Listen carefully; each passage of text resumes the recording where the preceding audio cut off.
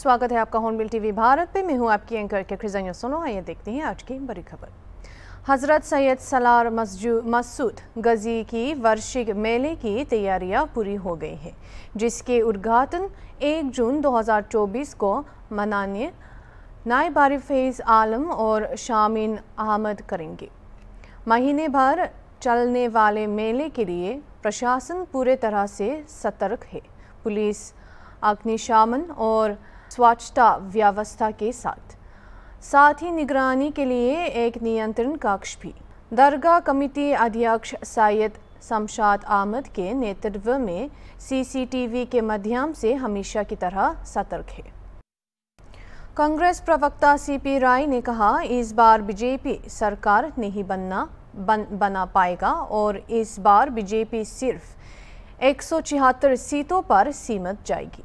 उन्होंने ये भी कहा कि आखिरी चरण के चुनाव में 13 के 13 सीटें इंडिया अलायंस की होंगी। दोस्तों, आप सभी का हमारे कांग्रेस पार्टी के सभागार में स्वागत है। सारे लोग बनारस में थे, उसके पहले रायबरेली, अमेठी और जगह जगह इन लोगों ने काम किया।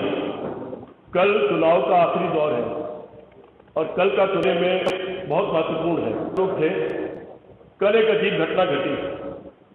किसी भी पार्टी का यह अधिकार है कि वो आप लोगों को विज्ञापन दे, अखबारों को, टीवी को विज्ञापन दे, और विज्ञापन में हम भाषा क्या इस्तेमाल करें, कंटेंट क्या इस्तेमाल करें, ये हमारा अधिकार है और ये अधिकार और उनको मिलती है। सिर्फ एक चीज हो सकती है कि हमारी भाषा गाली गलौज की ना हो, असंसदीय ना हो, गैर संवैधानिक ना हो, हम कोई देशद्रोह की कैटेगरी का कोई बात ना कर रहे हो, कानून के खिलाफ कोई बात न कर रहे हैं। हम लोगों ने यह तय किया, बनारस का पूरा चुनाव स्थानीय बनाम गुजराती हो गया है। हम लोगों ने यह तय किया, अजय राय जी का आपने बयान सुना होगा, वो उन्होंने प्रेस कॉन्फ्रेंस में भी दिया और राहुल गांधी, अखिलेश यादव की सभा में भी अखिलेश यादव और अजय राय जी ने अपना पूरा भाषण भोजपुरी में दिया। पूरा भाषण आप लोगों को सुनने को मिला होगा। इसलिए हम लोगों ने यह तय किया कि जो आखिरी अपील अखबार में विज्ञापन की शक्ल में जानी है या टीवी मीडिया को देनी है, वो भोजपुरी में जाएगी। और उसके लिए वहां से professor Sadanand Shahi, head of department, हमारे दोस्त हैं विद्यापीठ में, और मैं, हम तीनों लोगों ने मिलकर के उसके लिए काम किया। भोजपुरी के एक एक शब्द को चुनकर हमने एक अपील तैयार किया। एक नया कानून इन्होंने बना दिया है कि अगर आप कोई विज्ञापन भी देंगे तो पहले सूचना विभाग से परमिशन लेनी पड़ेगी। वो परमिशन लेने के लिए हमारे प्रवक्ता शैलेंद्र सिंह जब वहां गए, उन्होंने पहला ऑब्जेक्शन ये लगा दिया कि भोजपुरी में अपील नहीं कर सकती। भोजपुरी को मॉरिशस सरकार ने भी अपने राष्ट्रभाषा का दर्जा दे रखा है। कई जगहों पर भोजपुरी को मान्यता मिली हुई है, यहां पर भी भोजपुरी को मान्यता मिल चुकी है। और मान्यता न भी हो तो भोजपुरी भाषा एक बहुत विशाल समुदाय द्वारा बोली जाने वाली भाषा है और हमारे उस अपील को उस पर ऑब्जेक्शन लगा दिया गया। के बाद फिर वो तैयार हुए कि ठीक है, हम छाप देंगे, उसको अलाउ कर देंगे। तब उन्होंने ऑब्जेक्शन लगा दिया कि 48 घंटे पहले आपको परमिशन लेनी चाहिए थी, और फिर उसका विरोध व्यक्त करते उन्होंने परमिशन देने से इनकार कर दिया। तब मैंने वो अपील भोजपुरी की कल आप लोगों को हमारा जो मीडिया का ग्रुप है उसमें डाला और तमाम तरह से हमने आपको शेयर किया है। मैं पूछना चाहता हूं नरेंद्र मोदी से कि उनको उत्तर प्रदेश से नफरत है या भोजपुरी से नफरत है। मैं पूछना चाहता हूं नरेंद्र मोदी से कि बनारस से वो 10 साल से सांसद है। बनारस भोजपुरी की राजधानी है, भोजपुरी भाषा की राजधानी है, भोजपुरी संस्कृति की राजधानी है। नरेंद्र मोदी को भोजपुरी संस्कृति और भोजपुरी भाषा से क्या नफरत है और क्यों नफरत है, ये मैं सवाल पूछना चाहता हूं। और किसी की हैसियत नहीं है कि वो भोजपुरी संस्कृति के खिलाफ कुछ करे या भोजपुरी भाषा के खिलाफ कुछ करे। भोजपुरी भाषा अपने को लेकर के दुनिया के तमाम देशों में गई, मजदूर बनकर के गई थी और राजा बन गई। वहां मॉरिशस में, फिजी में, टोबैको में, ट्रिनिडाद में, वो तमाम ऐसे देश हैं कि भोजपुरी भाषा मजदूर बनकर के गई थी, लद करके नाव में, ऐसी नाव में जिसमें 50 द्वारा लाद के ले जाए गए और वहां पर राष्ट्रपति और प्रधानमंत्री बनकर बैठ गई है। उस भोजपुरी भाषा से नरेंद्र मोदी, उनकी सरकार को इतनी नफरत है कि उन्होंने हमारे भोजपुरी की अपील को परमिशन देने से इनकार कर दिया, लेकिन वो उससे रुकने वाली नहीं है। वहां दोस्तों हमने देखा हम लोग जब गांव में घूम रहे थे, इन लोगों ने सबने मीटिंगें की, दानिश ने और शालिनी ने, इन लोगों ने कुछ बड़ा काम किया वहां। हम आपको उसके बारे में कुछ दिखाना चाहते हैं। वहां कहा गया कि एक स्टेडियम बनाएंगे नरेंद्र मोदी, और जो पुराना स्टेडियम था उसको तोड़ करके स्टेडियम बनाया गया। उसकी शक्ल ये है, इससे वो खिलाड़ी पैदा करने जा रहे हैं इस स्टेडियम से। ये स्टेडियम है। और ने कहा, आपने गडकरी का बयान भी सुना, ये है, इस तरह का नरेंद्र मोदी का काम है। मैं जब वहां गांव में घूम रहा था तो हमारे लोग तो घर घर घूमते दिखाई पड़े, तमाम गाड़ियां घूम रही थी, लेकिन पूरे बनारस के किसी गांव में भारतीय जनता पार्टी को न कोई गाड़ी मिली और न कोई उनका कार्यकर्ता वहां काम करता हुआ मिला। मुझे लगता है कि बनारस शहर में हमारी ये दोनों प्रवक्ता और ये दोनों सोशल मीडिया के साथी, ये लोग घूम रहे थे, ये लोग भी वहां के बारे में यही कहेंगे। वहां नजर नहीं आ रहे नरेंद्र मोदी। एक और आश्चर्यजनक बात बताऊंगा, नरेंद्र मोदी और उनकी पार्टी के लोगों ने बनारस पे और एक भी सभा नहीं किया है। और जब 1 तारीख को बनारस में वोट पड़ रहा होगा तो नरेंद्र मोदी उस विवेकानंद रॉक पर जा रहे हैं बैठने, जिस विवेकानंद का भाषण सुनकर के अमेरिका मुग्ध हो गया था वहां की धर्म सभा में। और विवेकानंद ने हिंदू धर्म की जो विवेचना किया है, जो उसके बारे में कहा है, सबको पढ़ना चाहिए कि स्वामी विवेकानंद के द्वारा हिंदू धर्म की क्या विवेचना की गई है, हिंदू धर्म क्या है, उसको मुझे लगता है सबको पढ़ना चाहिए। अगर उसको पढ़ लें तो आरएसएस के लोग और बीजेपी के लोग शायद बदल जाए, शायद वो जान जाए कि हिंदू धर्म असल में क्या है।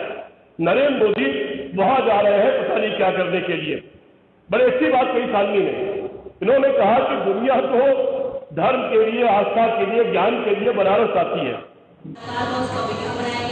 2 महीने तक लगातार तो चुनाव का प्रचार करते रहे चुनाव के, और खुद उनके कार्यकर्ता। तो हकीकत ये सबकी समस्या ये है कि उनका घर चला रहा है। महंगाई की जो मार है वो महिलाओं की सबसे बड़ी समस्या है। जिस तरह से आमदनी कम और खर्चा ज्यादा, चाहे वो दूध से लेके दही हो, चाहे वो सिलेंडर का भाव हो, चाहे वो रोटी हो, चाहे वो आटा हो, दाल हो, चावल हो, तेल हो, हर चीज के भाव लगातार बढ़ते चले जा रहे हैं। एक महीना का घर चलाना वाकई मुश्किल है। महिलाओं से जब भी आपको वर्क होंगे, मुझे लगता है कि आप सभी वहाँ पर महिलाओं से मिलकर बात कर सकते हैं। और ये पूरे देश की समस्या है कि किस तरह से महिलाएं महंगाई और सुरक्षा को लेकर वाकई चिंतित हैं। लोकसभा चुनाव के नतीजों पर बोले हरियाणा के कैबिनेट मंत्री महिपाल ढंडा। उन्होंने ये भी कहा कि हरियाणा की जनता ने प्रधानमंत्री नरेंद्र मोदी के विकास कार्यों को देखकर वोट दिया है। उन्होंने आगे ये भी कहा कि हरियाणा में फर्जी वोटिंग हो रही है और उन्होंने इस मामले की शिकायत की है। अगर बाकी विपक्ष के लोग ये नहीं कहेंगे कि हम लोग सीटें जीत रहे हैं, तो फिर उनका राजनीति में बना रहना उनके लिए समस्या हो जाएगा। मगर वो बोलो कुछ भी, मगर जनता ने अपना निर्णय कर लिया है। जनता ने मोहर लगा दी है, और मोहर ये लगाई है कि इस देश को दुनिया का सबसे ताकतवर देश अगर बनाना है, दुनिया में भारत को अगर विश्व गुरु के स्थान पर बिठाना है, तो ये अगर कहीं पर मुमकिन है तो ये मोदी है तो मुमकिन है। ये कह के लोगों ने बीजेपी के कमल का बटन दबाया है, और 10 की 10 सीटें भारतीय जनता पार्टी की झोली में जनता ने डाल दी है।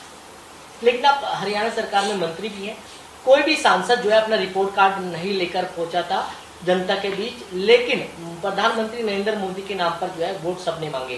क्या देखते हैं कि इलाके में काम करना जरूरी होता है? देखिए, रिपोर्ट कार्ड लेकर ही जनता के बीच में हमारे सांसद गए हैं। 2 तरह की बात होती है। कांग्रेस ने इस चुनाव को लोकल चुनाव बना दिया। उन्होंने कभी नहीं ये कहा कि अगर इस देश की ये चुनाव देश का चुनाव है, इसमें देश का भविष्य तय करना है। ये देश को लेके एक भी शब्द कहीं नहीं बोले। ये सिर्फ ये बोलते रहे, पंजाब में गए तो पंजाब की बात की, हरियाणा में गए हरियाणा की बात की। पूरे देश की बात करने वाले एक नेता का नाम बोलिए और मोदी जी ने जहां भी गए हैं वहीं पर हर भाजपा के नेता ने कहा है कि देखो भाई, ये चुनाव गली नली का चुनाव नहीं है, ये चुनाव इस देश का भविष्य तय करने वाला चुनाव है।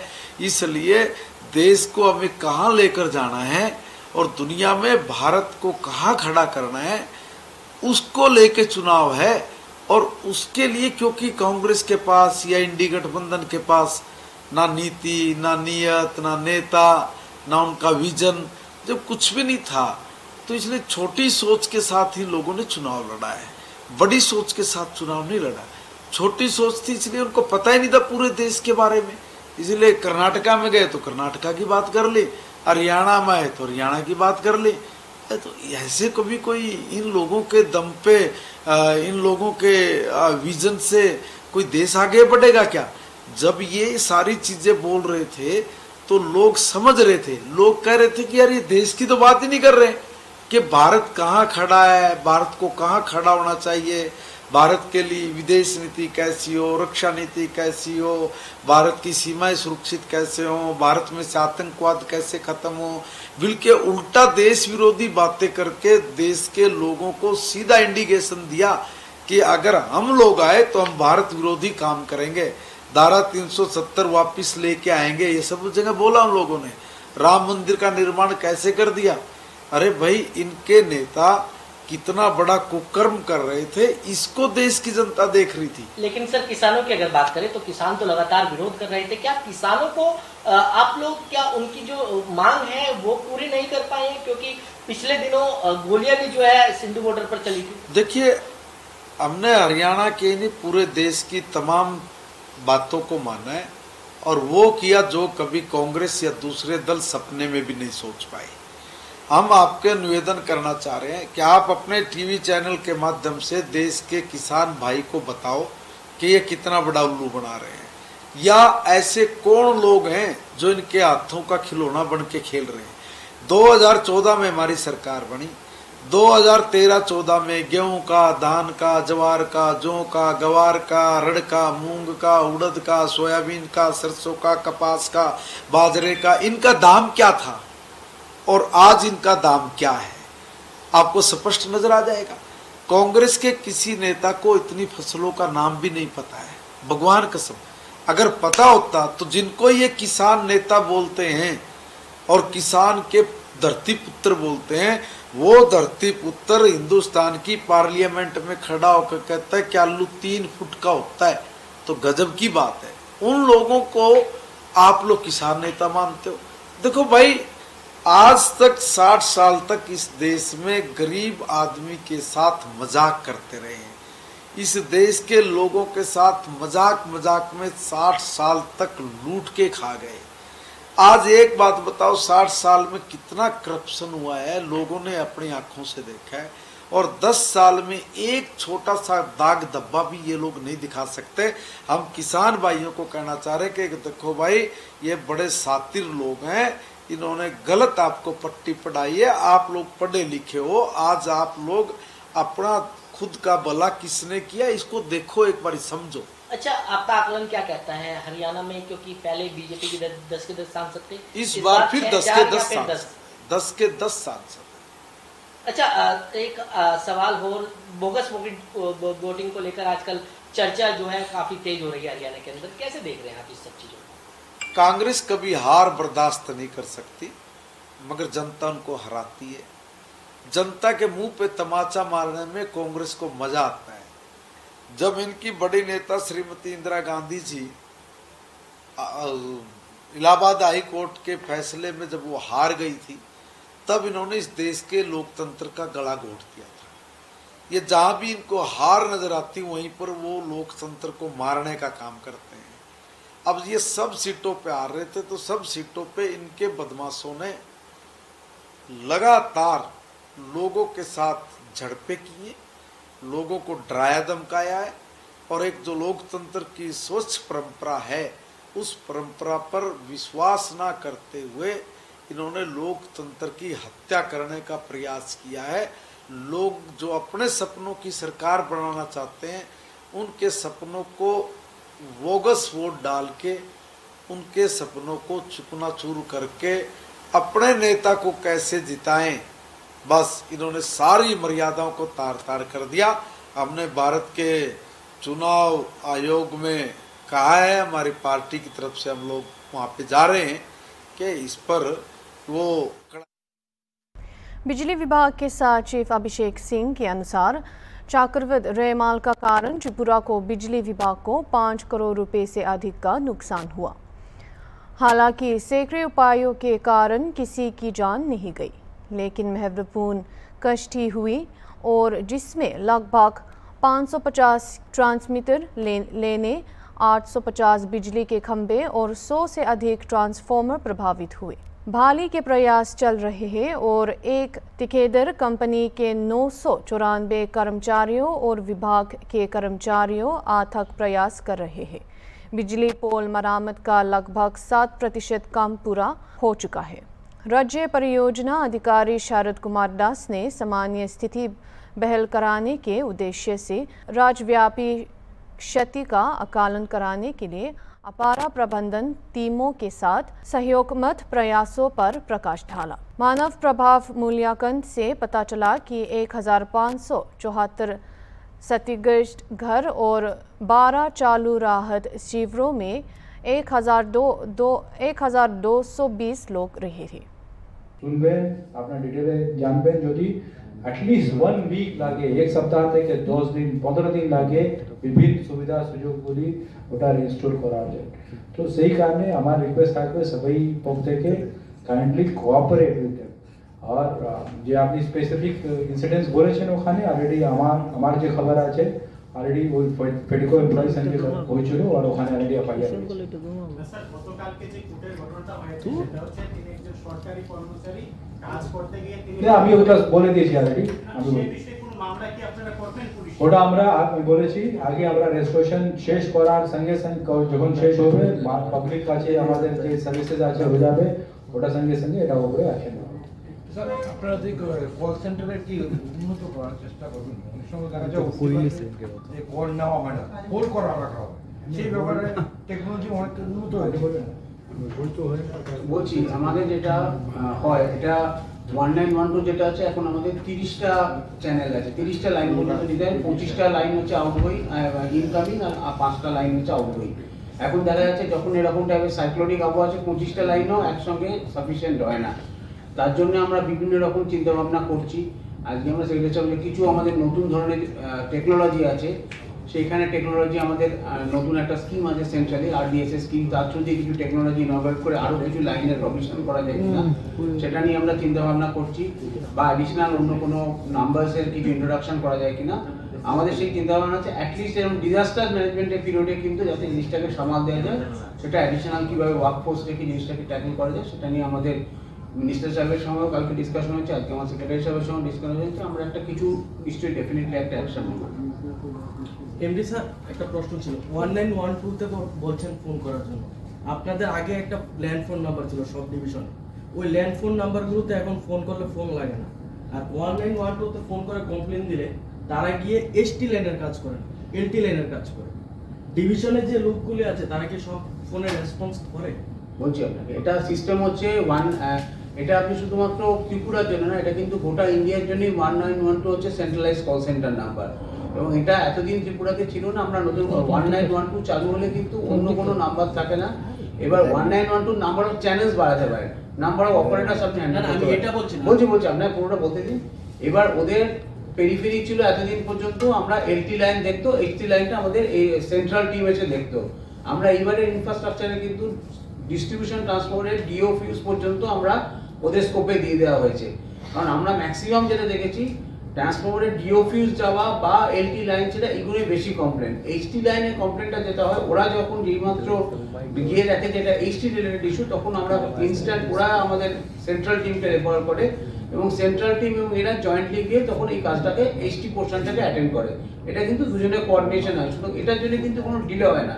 ডিলেটাকে কমানোর জন্য আমরা এবার অ্যাডিশনালি ট্রান্সপোর্টের ডিও ফিউজটাকে ওদের স্কোপে ঢুকিয়ে দিয়েছি। केजरीवाल ने शुक्रवार को कहा कि उन्हें नहीं पता कि उन्हें कितना समय तक जेल में रखा जाएगा, लेकिन उन्होंने कहा कि उनका हौसला बुलंद है। उन्होंने देश को बचाने के लिए जेल जाने पर गर्व जताया। उन्होंने आरोप लगाया कि जेल में उन्हें विभिन्न प्रकार के यातनाओं का सामना कराना पड़ा और अनुमान लगाया कि लौटने पर उन्हें और अधिक यातनाओं का सामना कराना पड़ सकता है। हालांकि उन्होंने कहा कि वो झुकेंगे नहीं। उन्होंने उल्लेख किया कि उनके माता पिता बुजुर्ग थे, उनके माँ बहुत बीमार थी और उन्होंने अपने समर्थकों से उनके लिए प्रार्थना कराने के लिए अपील किया। नमस्कार। माननीय सुप्रीम कोर्ट ने मुझे चुनाव प्रचार करने के लिए 21 दिन की मोहलत दी थी। कल 21 दिन पूरे हो रहे हैं। परसों मुझे सरेंडर करना है। परसों वापस मैं तिहाड़ जेल चला जाऊंगा। मुझे नहीं पता ये लोग इस बार कब तक मुझे जेल में रखेंगे, पर मेरे हौसले बुलंद हैं। देश को तानाशाही से बचाने के लिए जेल जा रहा हूं, इसका मुझे फक्र है। इन्होंने मुझे कई तरह से तोड़ने की कोशिश की, झुकाने की कोशिश की, मुझे चुप करने की कोशिश की, लेकिन ये सफल नहीं हुए। जब मैं अभी जेल में था तो इन्होंने कई तरह से मुझे प्रताड़ित किया। इन्होंने मेरी दवाइयां रोक दी। मैं 20 साल से सीरियस डायबिटीज यानी शुगर का मरीज हूं। पिछले 10 साल से मुझे रोज इंसुलिन के इंजेक्शन लगते हैं। रोज मेरे पेट में 4 बार इंजेक्शन लगते हैं। जेल में इन्होंने कई दिन मेरे इंसुलिन के इंजेक्शन बंद कर दिए। मेरी शुगर 300 सवा 300 तक पहुंच गई। इतने दिन तक शुगर इतनी हाई रहे तो किडनी और लिवर खराब हो जाते हैं। पता नहीं ये लोग क्या चाहते थे, इन्होंने ऐसा क्यों किया। जेल में मैं 50 दिन था। इन 50 दिनों में मेरा 6 किलो वजन कम हो गया। जब मैं जेल गया तब मेरा वजन 70 किलो था, आज 64 किलो है। जेल से छूटने के बाद भी वजन नहीं बढ़ रहा। डॉक्टर कह रहे हैं कि यह शरीर में किसी बड़ी बीमारी का भी संकेत हो सकता है। कई टेस्ट करवाने की जरूरत है। मेरे यूरिन में भी कीटोन लेवल बहुत ज्यादा हो गया है। परसों मैं सरेंडर करूंगा।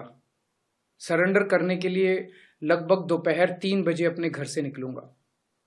हो सकता है ये इस बार मुझे और ज्यादा प्रताड़ित करें, लेकिन मैं झुकूंगा नहीं। आप अपना ख्याल रखना। मुझे जेल में आपकी बहुत चिंता रहती है। आप खुश रहेंगे तो आपका केजरीवाल भी खुश रहेगा। मैं बेशक आपके बीच नहीं होऊंगा, लेकिन आप चिंता मत करना, आपके सारे काम चलते रहेंगे। मैं चाहे जहां रहूं, अंदर रहूं, बाहर रहूं, दिल्ली के काम नहीं रुकने दूंगा। आपकी फ्री बिजली, मोहल्ला क्लिनिक, अस्पताल, फ्री दवाइयाँ, इलाज, महिलाओं के लिए फ्री बस यात्रा, 24 घंटे बिजली और भी सारे काम चलते रहेंगे। और लौट के हर माँ बहन को हर महीने 1000 रुपए देने की भी शुरुआत करूंगा। मैंने हमेशा आपके परिवार का बेटा बन के अपना फर्ज निभाया है। आज मैं अपने परिवार के लिए आपसे कुछ मांगना चाहता हूं। मेरे माता पिता बहुत बुजुर्ग हैं। मेरी माँ बहुत बीमार रहती हैं। मुझे जेल में उनकी बहुत चिंता रहती है। मेरे पीछे से मेरे माता पिता का ख्याल रखना, उनके लिए दुआ करना, भगवान से प्रार्थना करना। दुआ में बड़ी ताकत होती है। आप मेरी माँ के लिए रोज प्रार्थना करेंगे तो वो जरूर स्वस्थ रहेंगी। मेरी पत्नी सुनीता बहुत मजबूत हैं। उन्होंने जिंदगी के हर मुश्किल वक्त में मेरा साथ दिया है। जब मुश्किल वक्त आता है तो पूरा परिवार एकजुट हो जाता है। आप सबने मुश्किल वक्त में मेरा बहुत साथ दिया है। हम सब मिलकर तानाशाही से लड़ रहे हैं। देश को बचाने के लिए यदि मुझे कुछ हो जाए, यदि मेरे प्राण भी चले जाएं, तो गम मत करना। आपकी प्रार्थनाओं की वजह से ही आज मैं जिंदा हूं और आगे भी आपका आशीर्वाद मेरी रक्षा करेगा। अंत में बस ये कहना चाहता हूं, भगवान ने चाहा तो आपका ये बेटा बहुत जल्द वापस आएगा। जय हिंद। अभी के लिए इतना ही और खबरों के लिए देखते रहिए हॉर्नबिल टीवी।